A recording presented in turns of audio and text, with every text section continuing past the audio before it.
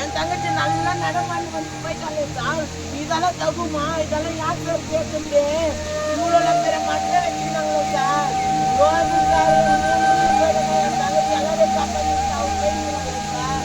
நான் என் தங்கச்சி முன்னே கூட பார்க்க முடியாது, அவ்வளோ கொடூரமா இருந்தாங்க. இதெல்லாம் யார் சார் நியாயம் கொடுக்குது? என் தங்கச்சி முன்னாடி யாரு சார் பதில் சொல்லுது? அவன் அம்மா கிட்ட நீங்க எவ்வளோதான் பண்ணுவீங்க சார்? அவளுக்கு அம்மாவை கொடுக்க முடியுமா? சொல்லுங்க சார். போன உயிர்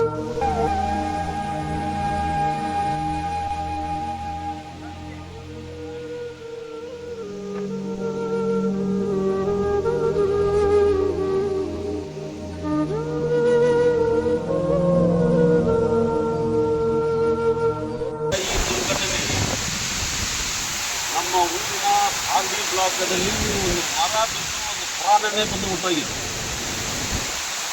ಇದಕ್ಕೆ ಅಲ್ಲಿ ಬಂದು ನಾನು ವಿಚಾರಿಸುವಾಗ ಅವರು ಏನು ಹೇಳ್ತಾರೆ, ಸುಮಾರು ದಿನಗಳಿಂದ ಈ ವ್ಯವಸ್ಥೆ ಬಂದು ನಾವು ಬಂದು BGML ಮ್ಯಾನೇಜ್ಮೆಂಟ್ ಹತ್ರ ಬಂದು ತಿಳಿಸ್ತಾನೆ ಬರ್ತಾ ಇದ್ವಿ.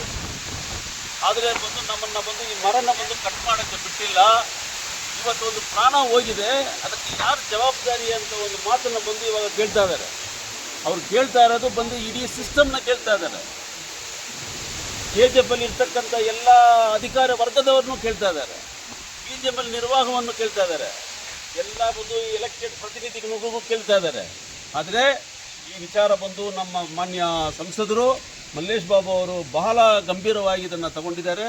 ಅದು ಮಾತ್ರ ಅಲ್ಲ, ಏನೇನು ಕ್ರಮ ತೆಗಿಬೇಕು ಇದುವರೆಗೂ ಎಲ್ಲ ಬಂದು ತಗೊಂಡು BGML ಮ್ಯಾನೇಜ್ಮೆಂಟ್ ಬಂದು ಸೂಕ್ತ ನಿರ್ದೇಶನವನ್ನು ಬಂದು ಕೊಟ್ಟಿದ್ದಾರೆ. ಆ ನಿರ್ದೇಶನದ ಮೇರೆಗೆ ಬಂದು ಇವತ್ತು ಕೂಡ ಬಂದು ಸಭೆ ನಡೀತಾ ಇದೆ. ಅದರಲ್ಲಿ ಜೊತೆಗೆ ಬಂದು ನಮ್ಮ ರಾಬರ್ಟ್ ಸಿಂಪೇಟ್ ಸಿಟಿ ಮುನ್ಸಿಪಲ್ ಕೌನ್ಸಿಲ್ ಕೂಡ ಬಂದು ಜೊತೆಯಲ್ಲಿ ಸೇರ್ತಾ ಇದ್ದಾರೆ. ಅದು ಮಾತ್ರ ಇಲ್ಲ, ಡಿಸ್ಟ್ರಿಕ್ಟ್ ಫಾರೆಸ್ಟ್ ರೇಂಜ್ ಆಫೀಸರು ಅವ್ರಿಗೂ ಬಂದು ಮಾಹಿತಿ ಕೊಟ್ಟಿದ್ದಾರೆ. ಎಲ್ಲ ಕಂಪ್ಲೀಟ್ ಈ BGML ಕಾಲೋನಿಯಲ್ಲಿ ಎಲ್ಲೆಲ್ಲಿ ಮರಗಳಿದೆಯೋ ಇಂಥದ್ದು ಮರಗಳು ಅದನ್ನು ಬಂದು ಯಾವ ರೀತಿಯಲ್ಲಿ ಕಟ್ ಮಾಡಬೇಕಂತ ಹೇಳಿದರೆ ವಾರ್ ಫುಟಿಂಗ್ ಸ್ಟೆಪ್ಸ್ ಬಂದು ತೊಗೋಬೇಕು ಅಂತ ಹೇಳ್ತಾ ಇದ್ದೀವಿ ನಾವು. ಇವತ್ತು ಮಾಡ್ತೀವಿ ನಾಳೆ ಮಾಡ್ತೀವಿ ಅಂತ ಕಥೆಗಳೆಲ್ಲ ಬೇಡ. ಬೇಕಾದರೆ ಏನು ಆರ್ಥಿಕ ವ್ಯವಸ್ಥೆ ಬೇಕು, ಆರ್ಥಿಕ ಸಹಾಯ ಬೇಕು, ಏನು ನಿಮಗೆ ಬಂದು ವೆಹಿಕಲ್ಸ್ ಏನು ಬೇಕು, ಜನ ಎಷ್ಟು ಬೇಕು ನಾವು ಕೊಡ್ತೀವಿ. ನಮ್ಮ ಮಾನ್ಯ ಸಂಸದರು ಖಂಡಿತವಾಗಿ ಇದಕ್ಕೆ ಬೇಕಾದ ಎಲ್ಲ ಸಹಾಯವನ್ನು ಬಂದು ಮಾಡ್ತಾರೆ ಅಂತ ಒಂದು ಆಶ್ವಾಸನ ಬಂದು ನಿಮ್ಮ ಮುಖಾಂತರ ನಾನು ಕೊಡೋಕ್ಕೆ ಬಯಸ್ತಾ ಇದ್ದೀನಿ. ನಮ್ಮ ಮಾನ್ಯ ಸಂಸದರು ಅದು ಮಾತ್ರ ಇಲ್ಲ, ಈಗ BGML ಪ್ರದೇಶದಲ್ಲಿ ಇರ್ತಕ್ಕಂಥ ಮನೆಗಳು ಬಂದು ಇವಾಗ ನೋಟಿಸ್ ಕೊಟ್ಟಿದ್ದಾರೆ BGML ಮ್ಯಾನೇಜ್ಮೆಂಟ್. ಏನಂತ ಕೊಟ್ಟಿದ್ದಾರೆ, ಇನ್ನೊಂದು ಮನೆಯಲ್ಲಿ ನಿಮ್ಮ ಮನೆ ಬಂದು ಅಡಿಷ್ನಲ್ ಮನೆ ಏನಾದರೂ ಇದ್ದರೆ ಅಂಥ ಮನೆನ ಬಂದು ನೀವು ಖಾಲಿ ಮಾಡಿಬಿಟ್ಟು ಚಾವಿ ತೊಗೊಂಡು ಹೋಗಿ ನೀವು ಮ್ಯಾನೇಜ್ಮೆಂಟಲ್ಲಿ ಕೊಡಬೇಕು ಅಂತ ಹೇಳಿದ್ದಾರೆ. ಎಲ್ಲಾದರೂ ಆ ರೀತಿಯ ಒಂದು ಕಾನೂನು ಇದೆಯಾ? ಆ ಮನೆಯಲ್ಲಿ ಇರ್ತಕ್ಕಂಥ ಫ್ಯಾಮಿಲಿಯನ್ನು ಬಂದು ಬೀದಿ ಪಾಲು ಮಾಡಿಬಿಟ್ಟು ಆ ಮನೆ ಕೀ ಮಾತ್ರ ಇವ್ರಿಗೆ ಬೇಕಂತೆ. ಆ ಮನೆ ಎಷ್ಟಿದೆ? 170 ಸ್ಕ್ವೇರ್ ಫೀಟ್ ಇದೆ. ಒಂದು ಮನೆಗೆ ಬಂದು 170 ಸ್ಕ್ವೇರ್ ಫೀಟ್ ಬೇಕಾಗ ಇವತ್ತಿನ ಕಾಲದಲ್ಲಿ ಬಂದು ಒಂದು ಟಾಯ್ಲೆಟ್ ಸೈಜ್ 170 ಸ್ಕ್ವೇರ್ ಫೀಟ್ ಇದೆ. ಸೊ ಹಂಗಾಗಿ ನಾವೇನು ಹೇಳ್ತಾ ಇದ್ದೀವಿ ಅಂದರೆ ಈ ಸಮಸ್ಯೆಯನ್ನು ಭಾಳ ಗಂಭೀರವಾಗಿ ತಗೊಂಡಿದ್ದೀವಿ.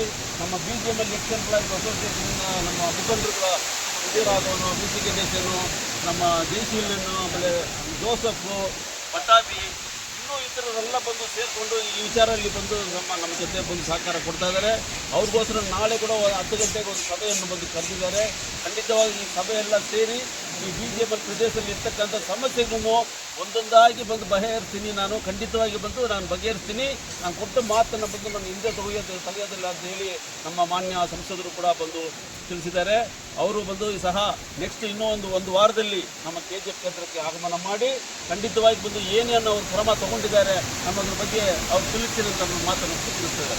ಇನ್ನೊಂದು ವಿಷಯ ಕೂಡ ನಾನು ಹೇಳ್ತಾ ಇದ್ದೀನಿ, ಮಾನ್ಯ ಸಂಸದರು ಬರೀ BGML ಪ್ರದೇಶದಲ್ಲಿ ಇರ್ತಕ್ಕಂಥ ಸಮಸ್ಯೆ ಮಾತ್ರ ಇಲ್ಲ, ನಗರಸಭೆ ವ್ಯಾಪ್ತಿನಲ್ಲಿ ಇರ್ತಕ್ಕಂಥ ಹಲವಾರು ಸಮಸ್ಯೆಗಳು ಏನೇನಿದೆ, whatever the issues which are before the Robertsonpet city council, the infrastructure development ಎಲ್ಲ ಬಂದು ಯಾವ ರೀತಿ ಮಾಡಬೇಕು ಅನ್ನೋದಕ್ಕೋಸ್ಕರ ಒಂದು ಜನತಾದಳ ವತಿಯಿಂದ ಬಂದು ಒಂದು ಪಾಲಿಸಿಯನ್ನು ಬಂದು ಕ್ರಿಯೇಟ್ ಮಾಡಿಕೊಟ್ಟಿದ್ದಾರೆ.